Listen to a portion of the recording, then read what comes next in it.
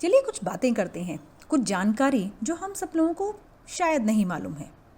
क्या आपको पता है जिस हिंदुस्तान लीवर लिमिटेड के सौंदर्य प्रशासन आप आज खरीद रहे हो, ये ब्रिटेन के दो भाई लीवर ब्रदर्स की कंपनी है, जिन्होंने 1898 में मेरठ के अंदर पहला कारखाना लगाया था। इस कारखाने में नहाने का साबुन बनाया नहीं, बल्कि लीवर ब्रदर्स अन्य देशों से साबुन लाकर यहाँ सप्लाई करते थे। और आप यूं कह सकते हैं कि भारत में साबुन से नहाने का प्रयोग 1898 में किया गया था। मगर ये साबुन सिर्फ अंग्रेज़ों को और राजे महाराजाओं को ही दिया जाता था, आम जनता को साबुन नहीं दिया जाता था। ब्रिटिश सेना में जो हमारे भारतीय सैनिक थे, उन्हें हर महीने एक साबुन दिया जाता था। भारत के कई बड़े व्यापारी को यह बात अच्छी नहीं लगी। उनमें से एक थे रतन टाटा के दादाजी जमशेद जी टाटा, जिन्होंने इस कंपनी को टक्कर देने के लिए स्वदेशी कंपनी लाने की योजना बनाई, जिसके प्रोडक्ट्स पर हर भारतीय का अधिकार हो। यही सोचकर उन्होंने मैसूर के शासक कृष्ण राजा वडियार से मुलाकात की और उन्हें कहा कि आप एक स्वदेशी फैक्ट्री लगाएं और एक फैक्ट्री मैं लगाता हूं, साबुन का फॉर्मूला मैं आपको देता हूं। तब मैसूर के राजा ने 1916 में बेंगलोर में मैसूर सैंडल सोप कंपनी की स्थापना की और पहला स्वदेशी साबुन भारत में बना। मगर उस समय प्रथम विश्व युद्ध चल रहा था, इसीलिए इसकी बिक्री 1918 में शुरू हुई। इस साबुन की खासियत है कि इससे अगर कोई एक बार नहा ले तो 2 दिन तक इस साबुन की महक उसके शरीर से नहीं जाती है, क्योंकि ये चंदन से बना हुआ साबुन है।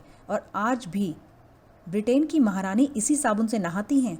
ये भारत का लग्जरी शाही साबुन है। प्रथम विश्व युद्ध के बाद भारत में त्वचा संबंधी रोग फैला था। इसी को ध्यान में रखकर 1918 में जमशेद टाटा ने केरल में नीम का साबुन बनाया था। उसका नाम बाद में हमाम पड़ा था। जमशेद टाटा ने उस वक्त ये साबुन गरीबों को मुफ्त बांटे थे ताकि ये बीमारी से ठीक हो जाएं। मैसूर सैंडल सोप और हमाम साबुन उस वक्त भारत में इतने ज़्यादा बिके कि लीवर ब्रदर्स कंपनी को उस वक्त लाखों रुपए का नुकसान हुआ था। तो अंग्रेज़ों ने लीवर ब्रदर्स को बचाने के लिए इन साबुन पर रोक लगा दी थी। अंग्रेज़ों का यह प्लान सफल नहीं हुआ, इसीलिए अंग्रेज़ों ने अपनी सेना और उनके परिवार वालों के लिए लीवर ब्रदर्स के साबुन को अनिवार्य कर दिया था। लीवर ब्रदर्स के लिए ट्रांसपोर्टेशन महंगा पड़ रहा था, इसीलिए उसने भी भारत में ही साबुन बनाने का काम शुरू कर दिया और उसके बाद उसने ब्रिटिश सेना की मदद से अपना प्रचार करवाया और अपने घाटे की भरपाई की। मगर 1931 में भगत सिंह को फांसी दिए जाने के बाद फिर से लोग स्वदेशी की तरफ आ गए और उन दोनों साबुन कंपनी इतनी प्रसिद्ध हो गई कि भारत से एक्सपोर्ट होने लग गए। जमशेद टाटा दूरदर्शी व्यक्ति थे। वे भारत को आत्मनिर्भर बनाना चाहते थे, इसीलिए उनके 4 सपने थे। पहला, स्टील का कारखाना भारत में लगाना। दूसरा, आवागमन के लिए साधन बनाना। तीसरा, पानी से बिजली बनाना। और चौथा, होटल बनाना। मगर जमशेद जी अपनी उम्र में सिर्फ एक सपना ही पूरा कर सके थे। वह था होटल बनाना, जो मुंबई में आज भी ताज होटल के नाम से विख्यात है। ये देश का पहला होटल है जिसमें बिजली थी, हर कमरे में पंखे अमेरिका से मंगवा कर लगाए गए थे।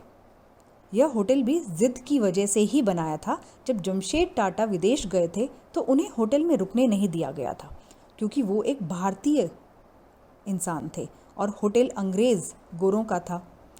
मजबूरवश उन्हें विदेश में सड़क पर सोना पड़ा था। 12 दिन विदेश में रुकने के बाद भारत आकर उन्होंने सर्वप्रथम होटल बनाया। जमशेद टाटा की बाकी की 3 सपने उनके बेटे और पोते ने पूरे किए। आपको जानकर आश्चर्य होगा कि प्रथम विश्व युद्ध में दर्द की कोई गोली नहीं थी। जमशेद टाटा ने चाइना से अफीम मंगवाकर अंग्रेज़ों को दी थी। जमशेद टाटा लीगल तरीके से भारत के पहले अफीम आयात करने वाले व्यक्ति बने थे। इसके बाद इसी अफीम के दर्द निवारक गोलियां बनी और भारत में अफीम पैदा होने लगी। इसका भी श्रेय जमशेद टाटा जी को ही जाता है। लोग चाहें रामदेव बाबा का मजाक उड़ाएं, मगर ये सत्य है कि जमशेद टाटा के बाद विदेशी कंपनियों को टक्कर रामदेव बाबा ने ही दी है।